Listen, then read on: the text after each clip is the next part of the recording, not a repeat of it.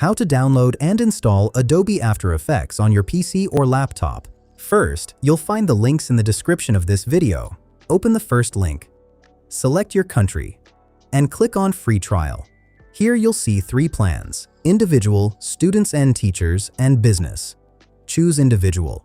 Then check this box to get 7 days of Adobe stock for free. Now click on Continue. Enter your email address and click Continue again. On the next page, enter your payment details using your preferred payment method.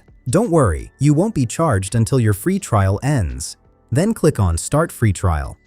After that, you'll get a confirmation message, and make sure to create an Adobe account password from here before moving ahead. Now go back to the description and open the second link.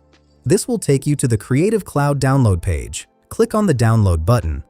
Then double-click to run the installer and simply install the app. Open the Creative Cloud after signing in with that same account and go to the Apps section from the left side. Here you'll find After Effects. Click on it, then click on Install, and After Effects will start downloading and installing automatically. That's it.